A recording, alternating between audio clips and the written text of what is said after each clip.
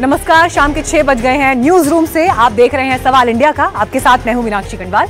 तो बिहार की हर हलचल पर हर अपडेट, क्योंकि देखिए सीटों का बंटवारा एक समस्या बना हुआ था, लेकिन उन सब के बीच बीजेपी की पहली लिस्ट आ गई है, तो उसका आज पूरा एनालिसिस, ग्राउंड का अपडेट आपके सामने रखेंगे। लेकिन सवाल इंडिया में आज सबसे पहले वो सवाल जिनके इर्द गिर्द कार्यक्रम रहेगा उसकी जानकारी आपको दे दें। बिहार में चुनावी समीकरणों की अंतिम तस्वीर उभर कर क्या आ रही है, इस पर होगी बात। दूसरा सवाल उन असंतुष्ट नेताओं को लेकर होगा जो बिहार के रण में समीकरण बिगाड़ देंगे क्या। तो कौन से हैं वो चेहरे, कौन से हैं वो नाम, इसकी डिटेल आपके सामने रखेंगे। तीसरा बड़ा सवाल असदुद्दीन ओवैसी को लेकर होगा। आखिर अपने नेताओं से वो ऐसा कौन सा हलफनामा मांग रहे हैं जिसकी चर्चा गर्म है। चौथा सवाल आईपीएस केस को लेकर होगा, क्योंकि एक और आत्महत्या इस केस में हुई है और केस ने ले लिया है नया मोड़, जिसमें आईपीएस पूरन पर अब गंभीर आरोप सामने आ रहे हैं। तो इस सुसाइड का आखिर रहस्य क्या है, इस पर होगी बात। लेकिन उससे पहले मैं आपको 4 अलग अलग तस्वीरें दिखाना चाहती हूँ, और इन तस्वीरों को जब आप देखेंगे तो बिहार की राजनीति इस वक्त किस करवट जाती हुई दिखाई दे रही है उसकी भी एक झलक आपको दिखेगी। क्योंकि इन चारों तस्वीरों में बिहार के आज के दिन की असली पिक्चर है। धरने पर नीतीश कुमार के विधायक बैठे हैं, क्योंकि देखिए टिकट न मिलने का अंदेशा जिन्हें है उनकी नाराजगी यहाँ झलक रही है। गोपाल मंडल, आरजेडी ने सिंबल पहले दिया फिर वापस लिया, इसे लेकर चर्चा है। वहीं आप देख रहे हैं यहाँ पर बाहुबली अनंत सिंह का शक्ति प्रदर्शन, जो अपने काफिले और दलबल के साथ निकले हैं और जेडीयू के से पहले प्रत्याशी हो गए हैं नामांकन फाइल करने वाले। तो वहीं बड़ा सवाल मुख्यमंत्री नीतीश कुमार को लेकर है। 48 घंटे पहले देखिए जो एक एनडीए में सीट शेयरिंग का फॉर्मूला सामने आया, उसके बाद सवाल यह है कि आखिर 48 घंटों में ऐसा क्या हो गया जो नीतीश कुमार नाराज बताए जा रहे हैं। नाराजगी की वजह कौन सी सीटें हैं, चिराग पासवान पर क्या सवाल, क्या प्रश्न चिन्ह आ रहे हैं। तो इन सब बातों पर आज बात होगी। लेकिन शुरुआत में सबसे पहले बड़ी खबर आपको बीजेपी से बता रहे हैं, एनडीए से बता रहे हैं, जहां पर बीजेपी ने पहली लिस्ट रिलीज की है जिसमें कई अहम नाम कट गए हैं। 10 विधायकों का टिकट कट गया है, ये बड़ी खबर इस वक्त सामने आ रही है। और पहली ही लिस्ट जो सामने आई है उसमें 5 मंत्रियों का भी टिकट कटा है, जिसमें विधानसभा के अध्यक्ष नंद किशोर यादव तक का नाम है, उनका पत्ता साफ हो गया है। इसके अलावा पूर्व मंत्री रामप्रीत पासवान और अमरेंद्र सिंह को भी टिकट नहीं दिया गया है। इस वक्त आपको स्क्रीन पर ये लिस्ट भी हम दिखा रहे हैं विधानसभा के नंबर और नाम, उम्मीदवारों के नाम के साथ। तो पहली लिस्ट जो है 71 उम्मीदवारों की सामने आ गई है। लेकिन देखिए यहाँ पर जो झटके वाली बात है उन 10 विधायकों के लिए जिनका टिकट कट गया है, जिनमें से पहली ही लिस्ट में 5 मंत्री भी शामिल हैं और विधानसभा के अध्यक्ष नंद किशोर यादव का नाम भी है, पूर्व मंत्री रामप्रीत पासवान और अमरेंद्र सिंह को भी टिकट नहीं मिला है।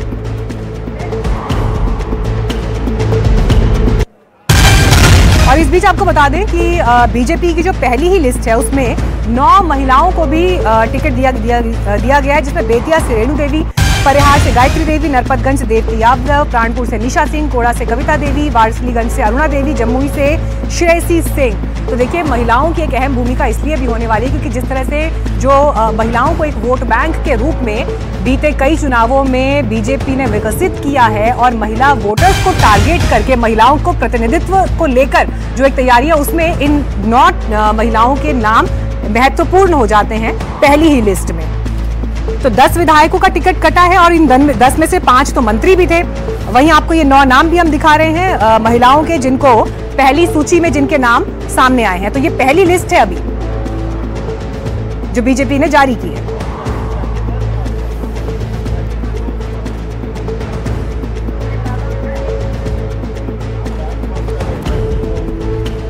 और इस बीच आपको सीधे ग्राउंड से अपने सहयोगियों के पास भी लेकर चलेंगे। प्रभाकर हमारे साथ जुड़ेंगे, ग्राउंड से आपको अपडेट देंगे। मनोरंजन भारती इस वक्त ग्राउंड पर मौजूद हैं। सीधे इस वक्त मनोरंजन भारती का रुख करते हैं।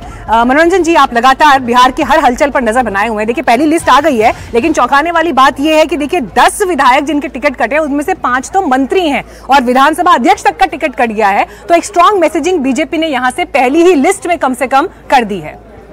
परफॉर्मर को मिलेगा टिकट निश्चित रूप से। जी हाँ, बीजेपी की पहली लिस्ट की हाईलाइट यही है कि विधानसभा अध्यक्ष की भी टिकट काट दी है। हालांकि उन्होंने धन्यवाद किया है बीजेपी का कि 7 बार लगातार वो चुन के आए, अब किसी नए को मौका दिया जाना चाहिए। महिलाओं को भी टिकट दिया गया, आपने देखा 9 महिलाओं को भी उसमें जगह दी गई है। लेकिन सबसे बड़ी बात यह है कि उप मुख्यमंत्री सम्राट चौधरी को भी चुनाव लड़ाया जा रहा था। इसका मतलब बीजेपी ने अपनी प्राथमिकता एक तरह से तय कर दी है। बीजेपी में जो हमेशा कहा जाता है कि लीडरशिप को लेकर के सवाल उठता है, तो अब ये लगता है कि सम्राट चौधरी को बीजेपी जो है एज ए लीडर आगे लेकर के आना चाहती है। पीरपैंती से उनको चुनाव लड़ाया जाएगा। साथ ही रामकृपाल यादव जो कि लोकसभा का चुनाव हार गए थे, उनको भी विधानसभा का चुनाव दानापुर से लड़ाया जा रहा है। दो जो मौजूदा उप मुख्यमंत्री है उन दोनों को टिकट दिया गया है, और जो पूर्व में 2 उप मुख्यमंत्री थे उनको भी टिकट दिया गया है। तो बीजेपी ने दूसरी बात यदि कास्ट वाइज भी देखें तो बीजेपी ने बैलेंस करने की एक कोशिश की है। अपर कास्ट के लोगों को भी टिकट दिया गया है, ईबीसी में भी टिकट दिया गया, ओबीसी में नॉन यादव को ज़्यादा प्राथमिकता दी गई है। तो इस तरह से बीजेपी ने अपने जो रणनीति के अनुसार टिकट दिया, लेकिन उसमें जो सबसे बड़ी बात उन्होंने सामने रखी है कि जो कौन सा कैंडिडेट जीत सकता है, विनेबिलिटी एक सबसे बड़ा क्राइटेरिया रही है बीजेपी के लिए, और उसी के तर्ज पे उन्होंने टिकट का बंटवारा किया। हाँ, एक बात यहाँ पे बड़ी इंटरेस्टिंग है मनोरंजन जी। देखिए, जिस तरह से हम देख रहे हैं कि एक तरफ असदुद्दीन ओवैसी की पार्टी है जहाँ पर वफादारी के लिए हलफनामा भरवाया जा रहा है, ऐसे वक्त में हम देख रहे हैं नीतीश कुमार के घर के बाहर धरने पर विधायक बैठे हैं। तो जब बीजेपी ने अपने ही सिटिंग विधायकों के काट दिए, तो क्या आपको ये दिखाई दे रहा है कि वहां पर किसी तरह के कोई बागी स्वर या किसी तरह का कोई विरोध नजर आ रहा है, या अनुशासन के अम्ब्रेला के नीचे सब छिप गया है? अभी तक जी हाँ, आपने सही कहा। ये सबसे सही वर्ड है। अनुशासन जो वर्ड है वो सबसे सही वर्ड है। और आपने बोला नीतीश कुमार जी के, तो मेरे पीछे ही नीतीश कुमार का निवास है। मैं वहीं पर खड़ा हूँ और ठीक मेरे सामने राजभवन है। ये नीतीश कुमार का निवास है। यहाँ पे भीड़ अभी भी है। हालांकि जो सुबह दिन भर आपको ड्रामा देखने को मिला था वो ड्रामा नहीं है, लेकिन लोग यहाँ पे अभी भी इकट्ठा हैं और उनको लगता है कि शायद जो समर्थक है, कोई टिकट चाहने वाला है, वो उन लोगों की भीड़ यहाँ पर है अभी। और अब जेडीयू के में भी जो बातें कही गई आज दिन भर, उसको लेकर के अभी देखते हैं कि जेडीयू में क्या होता है। उसको लेकर के एक उत्सुकता लोगों में बनी हुई है। बीजेपी ने अपनी लिस्ट जाहिर कर दी है, अभी तक कोई बगावत के कोई सुर सुनाई नहीं दिए। जी ठीक है, चलिए आपसे अपडेट्स में आगे लेती रहूंगी। देखिए मनोरंजन जी अभी खड़े हैं मुख्यमंत्री नीतीश कुमार के घर के बाहर और वहां की हर हलचल दिखा रहे हैं, लेकिन इन सबके बीच नीतीश कुमार की नाराजगी भी एक प्रश्न चिन्ह बनकर यहां पर दिखाई दे रही है कि आखिर 48 घंटे में ऐसा क्या बदल गया कि नीतीश कुमार के नाराज होने की खबरें दिखाई दे रही हैं। इस पर एक रिपोर्ट भी हमने तैयार की है, वो आपको दिखाएंगे। लेकिन इस बीच हमारे साथ हमारे सहयोगी प्रभाकर भी मौजूद हैं। प्रभाकर, देखिए जिस बात का जिक्र हम कर रहे हैं, बीजेपी की पहली सूची आई, सिटिंग एमएलएस के भी नाम कट गए, उधर दूसरी तरफ नीतीश कुमार की नाराजगी की खबरें निकल कर आ रही है। बिहार में हो क्या रहा है पहली लिस्ट के बाद बीजेपी की, खासकर एनडीए के खेमे में?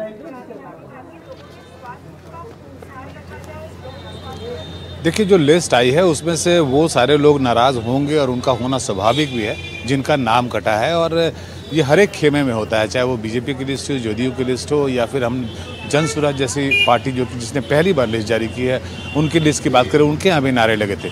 तो बीजेपी के वैसे नेता जो चुनाव मैदान में उतरना चाहते थे, जो कतार में खड़े थे, लेकिन उनका नाम नहीं आया, तो वो नाराज़ हैं। जहाँ तक जेडीयू और नीतीश कुमार की नाराज़गी की बात है, तो नीतीश कुमार और जेडीयू को कुछ सीटों पर आपत्ति थी। 3 से 4 वैसे सीट थे जो वो चाहते थे कि उन्हें मिले, क्योंकि उनका मानना था कि उनकी पार्टी के जीतने की संभावना वहाँ ज़्यादा है और उन्होंने वहाँ मेहनत की है।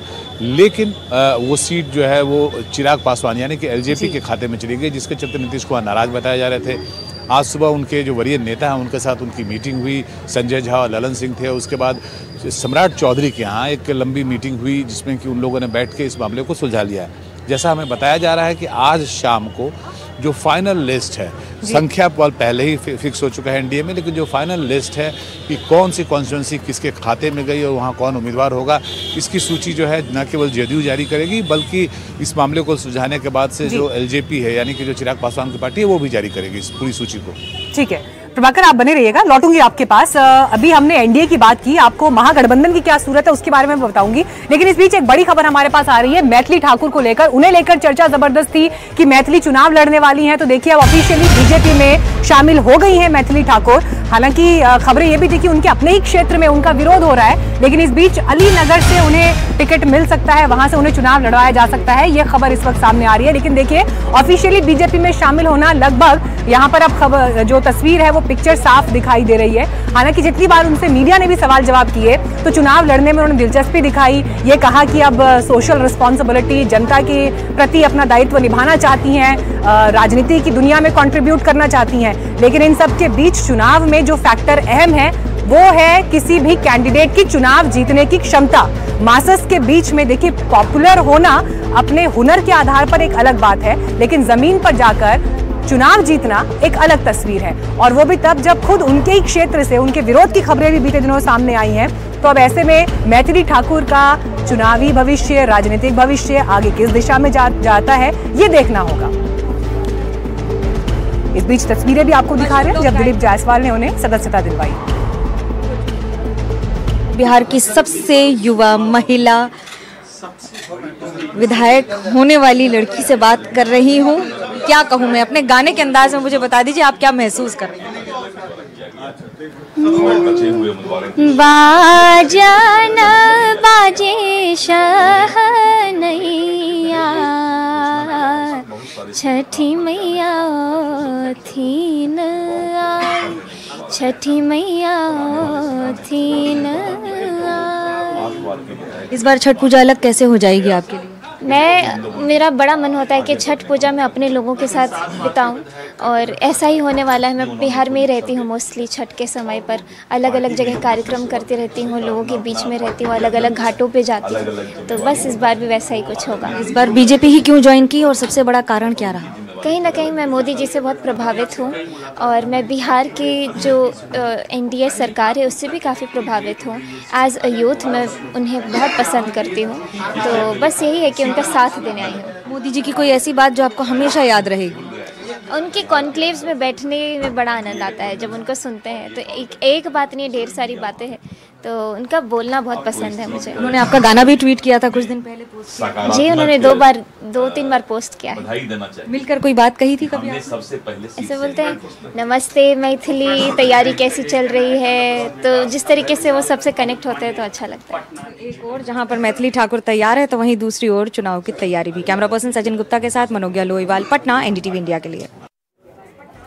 तो मैथिली ठाकुर यहाँ अपने अंदाज में अपने भविष्य के लिए और चुनावी इम्तिहान की तैयारी कर रही हैं, लेकिन इस बीच देखिए जो दिग्गज हैं वहाँ क्या चल रहा है। नीतीश कुमार को लेकर नाराजगी की जो खबरें मैं आपको थोड़ी देर पहले बता रही थी, सवाल ये भी है कि क्यों बीजेपी के नेता ये कह रहे हैं कि एनडीए में ऑल इज वेल या नीतीश कहीं नहीं जाने वाले, इस तरह के बयान भी क्यों आ रहे हैं? क्या ये माना जा सकता है कि बगैर आग के आपको धुआं क्या यूं ही दिखाई दे रहा है? तो ये नाराजगी के पीछे का कारण क्या है, एक रिपोर्ट इस पर। क्या बीजेपी से नाराज हैं नीतीश कुमार? क्या चुनाव से पहले पाला बदल सकते हैं नीतीश? नाराजगी के चलते क्या बिहार की सियासत में नया मोड़ आएगा?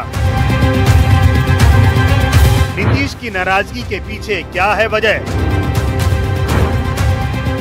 एनडीए के अंदर सीटों का बंटवारा तो 48 घंटे पहले ही हो गया था, लेकिन बीते 12 घंटों में आखिर ऐसा क्या हो गया कि मुख्यमंत्री नीतीश कुमार की नाराजगी की खबरें आने लगी? बीजेपी नेता बोलने लगे, कहीं कोई नाराजगी नहीं है, एनडीए के अंदर ऑल इज वेल है। कहीं कोई नाराजगी नहीं है। आइए आप लोग बोलने दीजिए। कहीं बहुत ही खुशी की बात है कि एनडीए गठबंधन चट्टानी एकता के साथ आगे अपने चुनाव क्षेत्र में जाए। कहते हैं सियासत में जो कहा जाए वो अक्सर होता नहीं है, और जो होता है उसे कहने की जरूरत नहीं पड़ती। धुआं है मतलब कहीं ना कहीं आग तो होगी ही।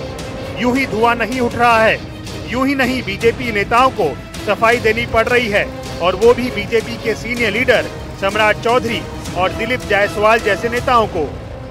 नीतीश जी के नेतृत्व में, आदरणीय प्रधानमंत्री जी के नेतृत्व में पूरा एनडीए एकजुट है, और लगातार बैठक का दौर चल रहा है। अंतिम दौर में बैठकों के माध्यम से सीटों पर संख्या हम लोगों ने क्लियर कर दिया है। बीजेपी की तरफ से जब ये कहा जा रहा है कि सब कुछ ठीक है, नाराजगी जैसी कोई बात नहीं है, तो फिर आखिर नीतीश की नाराजगी की बातें आई कहां से? क्योंकि सीट शेयरिंग का फॉर्मूला तो साफ हो चुका है। एनडीए के सभी दल मिल बैठकर इसे सुलझा चुके हैं, और अब तो ये सबके सामने भी है। नीतीश की नाराजगी की खबरें आने के बाद जब हमने सूत्रों के घोड़े दौड़ाए, तब ये पता चला कि ये नाराजगी कुछ सीटों को लेकर है। सूत्रों के मुताबिक नीतीश चकाई, सोनबरसा, चैनपुर, राजगीर, और महनार सीटें जेडीयू के पाले में चाहते थे, लेकिन जैसा सूत्र बता रहे हैं कि ये सीटें चिराग पासवान के खाते में जा रही हैं। इसको लेकर नीतीश के अंदर नाराजगी है। नीतीश की नाराजगी को लेकर जेडीयू क्या कुछ कह रही है, ये भी सुनिए। ये विपक्ष के लोग बैठ करके, उनको पता है कि चुनाव मैदान में वो साफ हो चुके हैं। अरे फील्ड में चल के लड़ो ना। एनडीए में क्या हो रहा है, ये बैठ करके र्यूमर स्टोरी प्लांट बैठ करवा रहे हैं। नीतीश कुमार जी बिल्कुल प्रसन्न है, चुनाव के मैदान के लिए तैयार है। चुनाव कैंपेन में एनडीए के लिए जाएंगे। एक एक चीज पे खुद उनकी नजर है, सारे लोगों से वो खुद बात कर रहे हैं। जेडीयू कह रही है कहीं कोई नाराजगी नहीं है, ये विपक्ष की चाल है।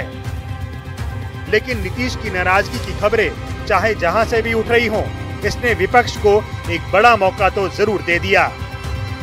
आदरणीय मुख्यमंत्री जी की पार्टी को तो बीजेपी ने समाप्त ही कर दिया, और उनको तो किस तरह से बराबरी पर लाया, पार्टी समाप्त करेगी। अब ये बात आदरणीय मुख्यमंत्री जी भी समझ रहे हैं, ये कौन नहीं समझ रहा है। तो अभी देखिए आगे आगे होता है क्या। बीजेपी नीतीश कुमार की नाराजगी कैसे और कब तक दूर करती है, यह सवाल बना हुआ है। साथ ही यह भी कि जिन सीटों पर पेच फंसा है वह पेच सुलझेगा कब। पटना से सोमू आनंद, एनडीटीवी इंडिया के लिए। और नाराजगी सिर्फ यहाँ पर नीतीश कुमार तक सीमित नहीं है। जीतन राम मांझी भी नीतीश कुमार के समर्थन में कह रहे हैं कि उनकी नाराजगी जायज है, और ये उनका कहना है कि देखिए जेडीयू की सीट अगर किसी और को दी जा रही है तो क्यों नाराज नहीं होंगे। अब ये निशाना जीतन राम मांझी का देखिए चिराग पासवान को लेकर यहाँ पर है। अकेला चना भाड़ नहीं फोड़ सकता, जो शब्दावली प्रयोग हो रही है, जरा उस पर भी नजर डालिए कि जेडीयू की सीट किसी और को दी जा रही है और इसलिए नीतीश कुमार की ये नाराजगी जायज है।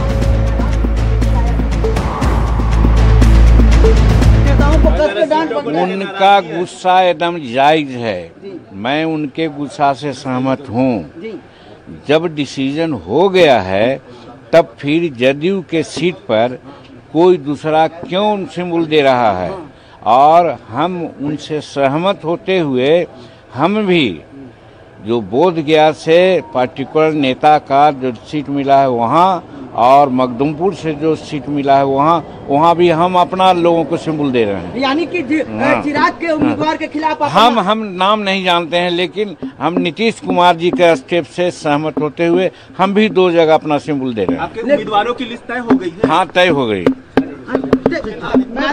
मांझी की जो स्थिति बनी हुई है अभी बिहार की, क्या कहिए? एकदम एनडीए हम लोग जीतेंगे बहुत बहुमत से। लेकिन एक दल है जो लगातार प्रेशर बना रहा है एनडीए पर। एगो से कहा अकेला चना भाड़ नहीं फोड़ता है। तो जीतन राम मांझी यहाँ सपोर्ट करते हुए दिखाई दे रहा है नीतीश कुमार को, लेकिन इस बीच देखिए ललन सिंह ने क्या स्टेटमेंट दिया है। ललन सिंह ये कह रहे हैं कि नीतीश कुमार के नेतृत्व में एनडीए एकजुट है और कहीं पर किसी तरह का कोई कंफ्यूजन नहीं है। जो भी नीतीश कुमार के बारे में बात हो रही है वो सिर्फ अफवाह फैलाई जा रही है, और ये अफवाह जो है महागठबंधन फैला रहा है। महागठबंधन ठगों की जमात है, सब ठगने में लगे हैं। ललन सिंह का सीधा निशाना महागठबंधन पर। ये इस तरह का जो फेक न्यूज जो लोग चलाते हैं और चलवाते हैं, ये चलवाना बंद करें। इससे और उनकी जनता में विश्वसनीयता घट रही है। एक तो विश्वसनीयता बची नहीं है। ये पूरा पार्टी गठबंधन जो है ना, महागठबंधन, ये ठगों का गठबंधन है। तो इसीलिए आज हमने ये सवाल उठाया कि कंफ्यूजन ही कंफ्यूजन है, सॉल्यूशन का कुछ पता नहीं है। और इसीलिए इस पर एक और तस्वीर मैं आपके सामने रखना चाहती हूँ कि क्यों ये कंफ्यूजन इतना जबरदस्त दिखाई दे रहा है। आप जरा ये अलग अलग तस्वीरें इस वक्त देखिए। लालू यादव ने पहले सिंबल दिया आरजेडी का और उसके बाद तेजस्वी यादव ने उसे वापस ले लिया। भाई वीरेंद्र सिंह यहाँ पर परबत्ता विधानसभा सीट से जो विधायक हैं, और ये 5 नेता जो है इन्हें पार्टी का सिंबल दिया गया। ये नेता सिंबल लेकर चले भी गए, और इधर तेजस्वी जब पटना से लौटे तो सभी नेताओं को बुलाया और उन्होंने पार्टी का सिंबल वापस ले लिया। अब सवाल ये उठ रहा है कि आखिर ऐसा क्यों हुआ, महागठबंधन में आरजेडी में चल क्या रहा है।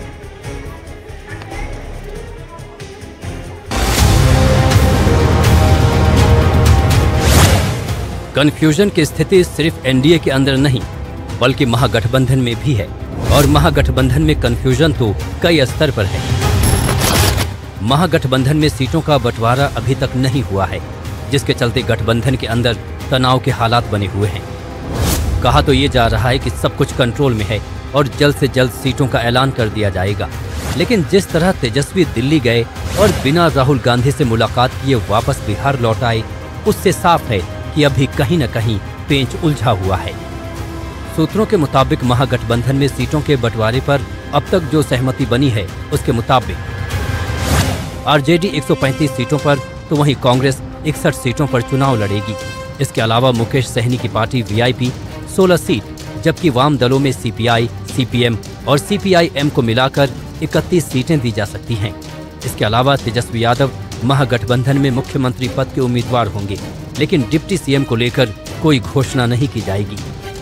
अब सवाल ये उठता है कि आखिर जब सीटों पर सहमति बन गई है तो फिर महागठबंधन सीटों का ऐलान क्यों नहीं कर रहा है।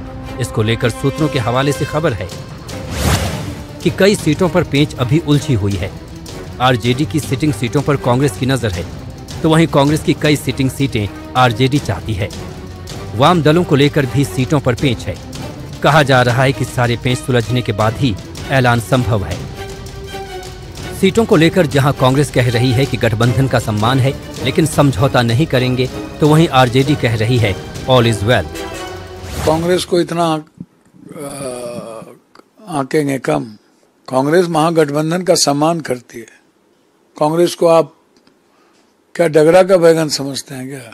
हमारे नेता के परसेप्शन से लड़ाई होगी, संघर्ष होगा, लड़ाई होगी नरेंद्र मोदी वर्सेस राहुल गांधी, विनाश नफरत वर्सेस विकास प्रेम।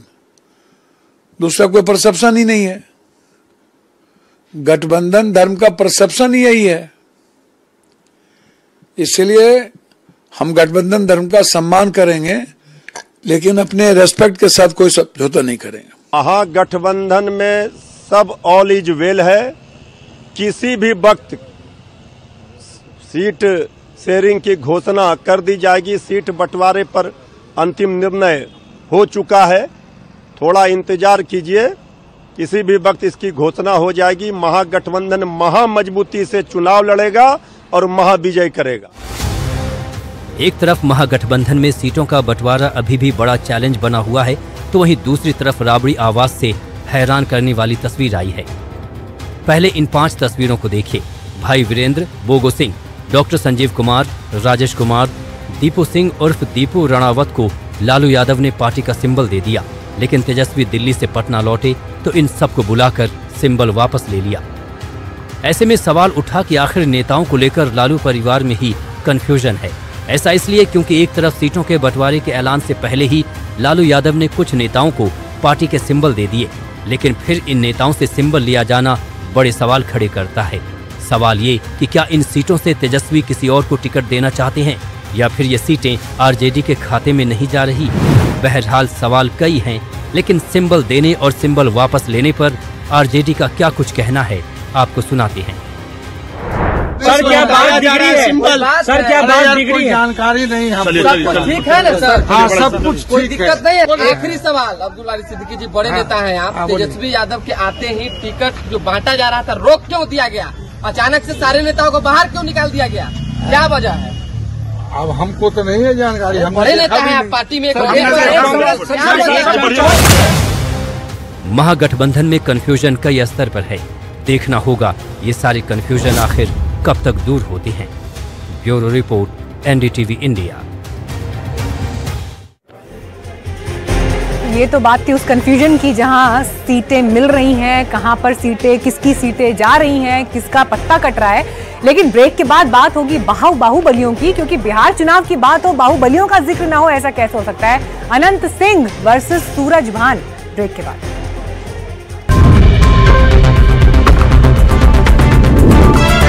बिहार चुनाव में एक तरफ सिर पुटअव्वल हो रही है सीटों को लेकर, लेकिन बिहार चुनाव की बात हो और बाहुबलियों का जिक्र हो, ऐसा हो नहीं सकता। इस बार भी चुनावी मैदान में 2 दर्जन से ज्यादा बाहुबलियों के उतरने की संभावना। इस बीच ये तस्वीर चर्चा में है। आज के दिन के एक शक्ति प्रदर्शन के रूप में आप इस तस्वीर को देख सकते हैं, जहां पर जेडीयू के टिकट पर पहला नॉमिनेशन फाइल करने वाले कैंडिडेट बन गए हैं अनंत सिंह। मोकामा और अनंत सिंह एक दूसरे के पर्यायवाची भी हैं। इस बीच आप देख रहे हैं आज अपने पूरे दलबल के साथ अनंत सिंह निकले हैं नामांकन दाखिल करने के लिए।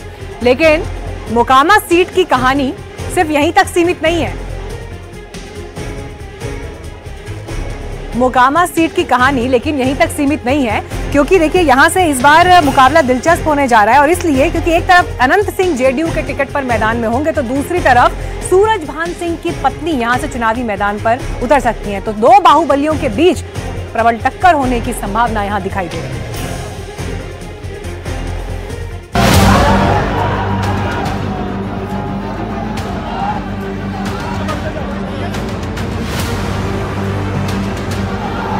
मोकामा में वही दृश्य दिखा जिसकी उम्मीद थी। नामांकन के साथ साथ शक्ति प्रदर्शन भी। खुली जीप में सवार होकर अनंत सिंह नॉमिनेशन फाइल करने के लिए निकले तो रास्ते उनके समर्थकों से खचाखच भर गए।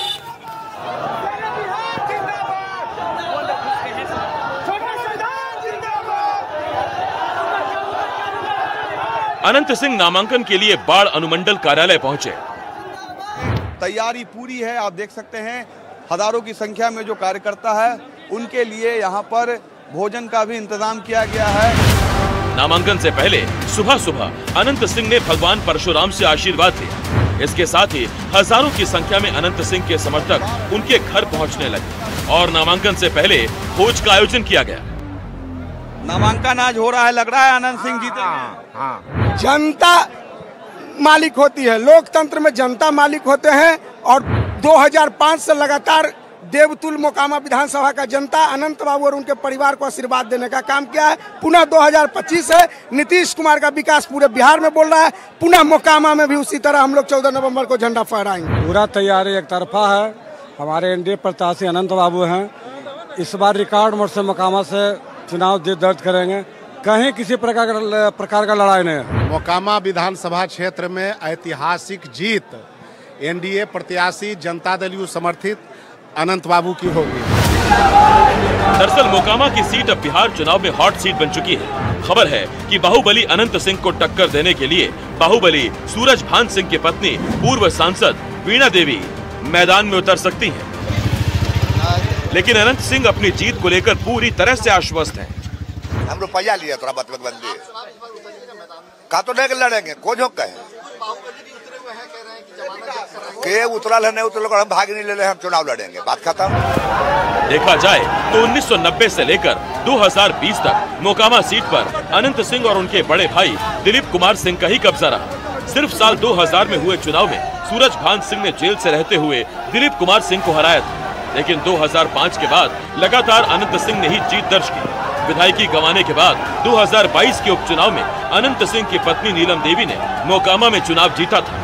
सूरजभान सिंह फिलहाल पशुपति पारस की पार्टी में है, लेकिन चर्चा है कि वो अपनी पूर्व सांसद पत्नी वीणा देवी और पूर्व सांसद भाई चंदन सिंह के साथ आरजेडी में शामिल हो सकते हैं। और इस वक्त हमारे पास एक बड़ी खबर आ रही है। बिहार चुनाव को लेकर कांग्रेस की सीईसी की अहम बैठक इस वक्त चल रही है, जिससे आप इससे पहले हालांकि आपको बता दें 25 उम्मीदवारों के नामों पर चर्चा हुई थी और आज की इस बैठक में करीब 35 सीटों को लेकर मंथन जारी है। केंद्रीय चुनाव समिति जो कांग्रेस पार्टी की स्पेशल विंग है इलेक्शंस के लिए, उनकी बैठक इस वक्त जारी है और इस बैठक में सोनिया गांधी और राहुल गांधी भी ऑनलाइन जुड़े हुए हैं।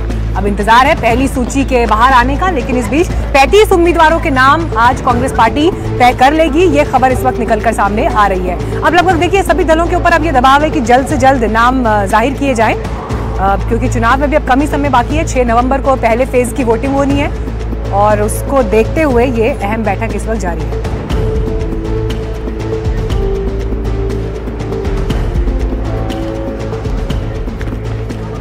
चलिए ये कांग्रेस की बैठक पर आपको अपडेट दे रहे थे, लेकिन इस बीच हमारे पास एक इंपॉर्टेंट बातचीत सामने आ गई है। अनंत सिंह को लेकर हमने कुछ देर पहले आपको खबर दिखाई थी, तो उनसे खास बातचीत की हमारे सहयोगी रमन ने।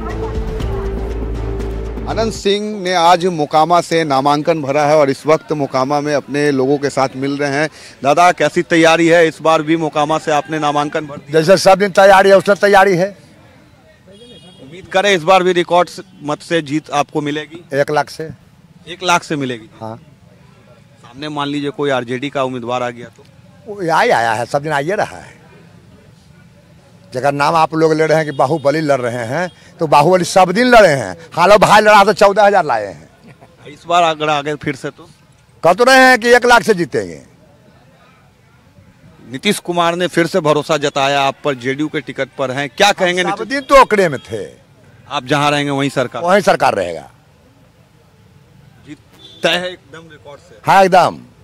तो ये देखिए अनंत सिंह है जिन्होंने कहा है कि जीत तय है और नीतीश कुमार के साथ ये शुरू से रहे हैं और जहां ये रहेंगे वहीं सरकार बनेगी। अपने समर्थकों के साथ मोकामा में आज इन्होंने लंबा रोड शो भी किया है, नामांकन करके यहाँ पर रुके हैं अपने लोगों के बीच में और जीत की हामी भर रहे हैं। 1 लाख से ज़्यादा से ये कह रहे हैं कि इस बार फिर से ये चुनाव जीतेंगे। मोकामा से कैमरा पर्सन सगूब आलम के साथ रमन राय, एनडीटीवी। देखिए ये है दबंगई बाहुबल कि जेडीयू के टिकट पर सीधे नामांकन भरने पहुंच गए अनंत सिंह, सबसे पहले प्रत्याशी बन गए नामांकन दाखिल करने वाले। लेकिन इस बीच देखिए कुछ लोग नाराज भी हैं। नीतीश कुमार के घर के बाहर धरने पर उनके विधायक गोपाल मंडल बैठे हैं। नाराजगी की वजह सुन लीजिए इस रिपोर्ट में।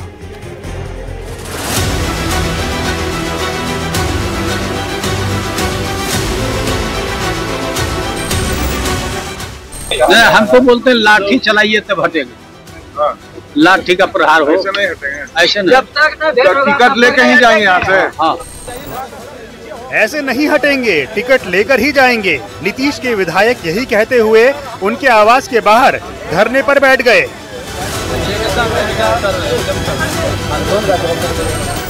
मिलिए गोपाल मंडल से जो भागलपुर की गोपालपुर सीट से जेडीयू के विधायक हैं।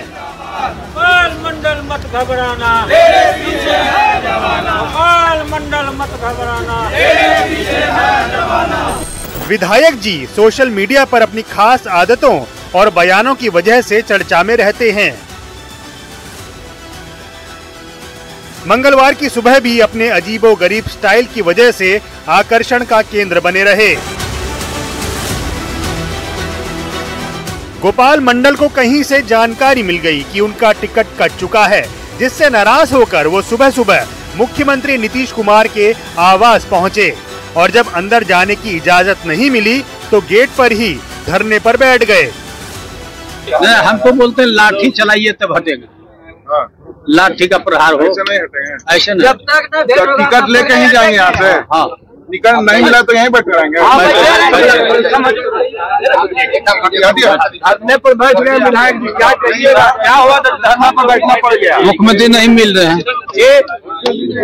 क्यों धरने पर बैठ गए? अरे मुख्यमंत्री से मिलने के लिए नहीं मिलने दिया जा रहा है क्या? हाँ, रोका जा रहा है। रोका जा रहा है क्यों? मुख्यमंत्री के पास आपकी सूचना की, बुलाया मुख्यमंत्री? अब यही लोग न कर सकता है सूचना। आपको मुख्यमंत्री जी से बात हुई है? अरे बात नहीं हुई है तो इसलिए बात बनाने के लिए जा रहे हैं। बात बिगड़ी हुई है? नहीं बिगड़ी हुई नहीं, बिगड़ी हुई नहीं है। सुरक्षा कर्मी साइड होकर बैठने कर रहे हैं, आपको कह रहे हैं। हम मानने के लिए तैयार नहीं है। नहीं मानिएगा? नहीं मानिएगा, यही बैठिएगा। यही बैठे। तुम नाराज है? नाराज क्या होंगे? क्या क्या पूछ रहे? नाराज दूसरे लोगों से है, मुख्यमंत्री से नाराज क्यों हो गया? किनसे नाराजगी है? नाराजगी किसी से? अभी बोले दूसरे लोगों से नाराजगी है। हाँ, जो बड़े नेता है उसके नाराजगी है। किनसे? संजय झा जी से? नहीं, नाम हम नहीं लेंगे। नाम नहीं लीजिएगा? नहीं, नाराजगी है। हाँ, टिकट मिलेगा गोपाल मंडल जी? अरे भाई मिलेगा। सुरक्षा कर्मी गोपाल मंडल के समर्थकों को हटाते रहे, लेकिन समर्थक डटे रहे। इस बीच राजगीर और कुर्था समेत कई दूसरे विधानसभा क्षेत्रों से भी कार्यकर्ता पहुंचे। नाराजगी ये थी कि उनके नेता का टिकट क्यों काट दिया। आइए आगे बढ़ते हैं। अक्सर ये कहावत आपने भी सुनी होगी, फैशन के दौर में गारंटी की इच्छा ना रखें। तो राजनीति की दुनिया में अगर ये कहा जाए कि राजनीति के वक्त में अब विचारधारा को लेकर भी आप ऐसा ना सोचे तो अतिशयोक्ति नहीं होगी ये कहना। लेकिन देखिए फिर भी इस वक्त बिहार चुनाव में क्या हो रहा है। असदुद्दीन ओवैसी की पार्टी ऐसे कैंडिडेट्स जो उनके पार्टी के टिकट पर चुनाव लड़ना चाहते हैं उनसे ये हलफनामा मांग रही है कि अगर टिकट नहीं भी मिला तो फिर आप बागी नहीं हो जाएंगे, बगावत नहीं करेंगे।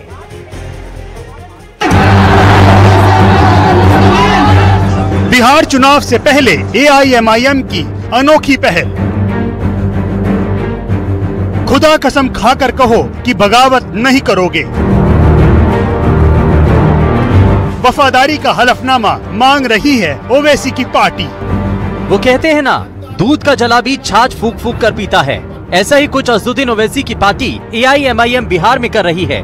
2020 में हुए विधानसभा चुनाव से सबक लेते हुए अज़दुद्दीन ओवैसी की पार्टी AIMIM ने इस बार अनोखी पहल की। चुनाव से पहले बिहार AIMIM अब लोगों से वफादारी का हलफनामा मांग रही है। कह रही है कि ऐसा लिख कर दो, चाहे जो कुछ भी हो जाए, पार्टी से बगावत नहीं करोगे। दरअसल AIMIM को पिछली बार हुए खेल का डर सता रहा है। साथ ही इस बात का भी डर सता रहा है कि पार्टी जिस भी नेता को टिकट देगी तो कहीं उसके खिलाफ विद्रोह न भड़क जाए। यही वजह है कि AIMIM इस बार कोई रिस्क नहीं लेना चाहती और जितने भी नेता उम्मीदवारी के लिए फॉर्म भर रहे हैं उसमें एक कॉलम बनाया जिस पर उन्हें साइन करना है, जिसमें लिखा है चाहे जो कुछ हो जाए पार्टी से बगावत नहीं करेंगे।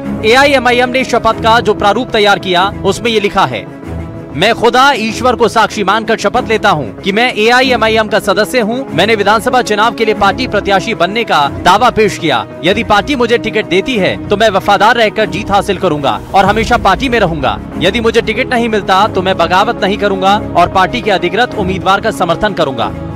2020 में हुए बिहार विधानसभा चुनाव में ओवैसी की पार्टी ने उपेंद्र कुशवाहा और मायावती के साथ मिलकर गठबंधन में चुनाव लड़ा था।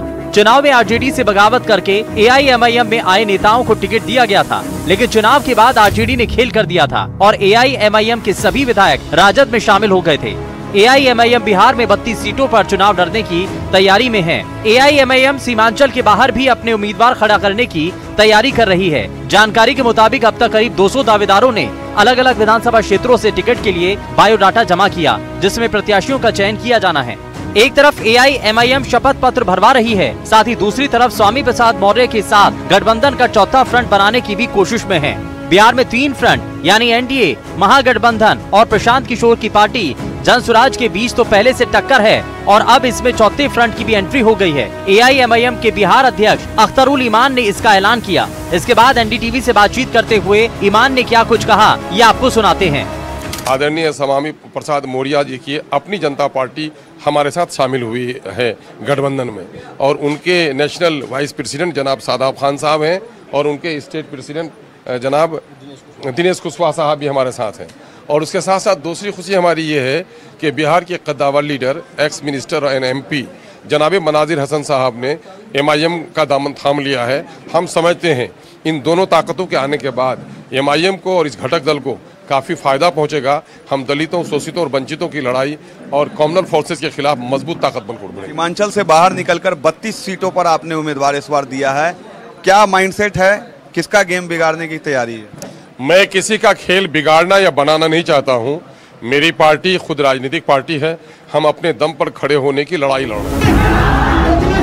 बहरहाल ये तो तय है कि AIMIM जिन सीटों पर चुनाव लड़ेगी वहां मुस्लिम वोटों का ध्रुवीकरण होना ही है। देखने वाली बात ये होगी कि बिहार में चौथा फ्रंट क्या गुल खिलाता है।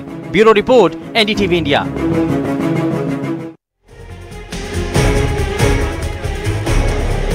और इस वक्त आपको बिहार चुनाव से एक बड़ी खबर बता दें। जीतन राम मांझी की पार्टी ने जो 6 सीटें उन्हें NDA में अलॉट हुई है उसमें अपने उम्मीदवारों की लिस्ट जारी कर दी है। ये बड़ी खबर इस वक्त आ रही है। आपको बता दें 6 सीटों पर अपने उम्मीदवारों के नाम उन्होंने अनाउंस कर दिए हैं, जिसमें गया जी सीट से श्रीमती दीपा कुमारी हैं। इसके अलावा टिकारी से अनिल कुमार, गया जी की जो एक और विधानसभा सीट है 12 चट्टी, वहां से ज्योति देवी, गया जी की अतरी सीट से श्री रोमित कुमार और जमुई से प्रफुल्ल कुमार मांझी, औरंगाबाद से ललन राम। ये 6 नाम सामने उनके आ गए हैं।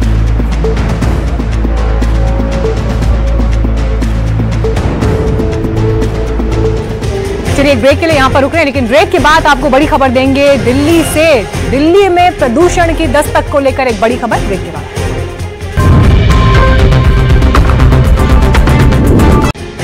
इस वक्त देश की राजधानी दिल्ली से बड़ी खबर। त्योहारों का वक्त नजदीक है, लेकिन दिल्ली में ग्रैप 1 लागू कर दिया गया है। ये फैसला लिया गया है बढ़ते प्रदूषण को देखते हुए। इस बीच जो और इसमें महत्वपूर्ण फैसले हैं वो आपको हम बता रहे हैं। देखिए ग्रैप 1 लागू किया गया और इसके तहत कोयले लकड़ी के इस्तेमाल, खुले में कचरा जलाने और डीजल जनरेटर के उपयोग पर भी प्रतिबंध है। इसके अलावा निर्माण स्थलों पर धूल नियंत्रण करने के लिए भी सख्त उपाय किए जाते हैं जब ये ग्रैप 1 को लागू किया जाता है। चलिए इसी के साथ न्यूज रूम से मेरे साथ इतना ही सवाल इंडिया में, लेकिन खबरों का सफर एनडीटीवी पर लगातार आगे जारी रहेगा। न्यूज हेडक्वार्टर में भी देखिए आशुतोष चतुर्वेदी और विकास भदौरिया के साथ।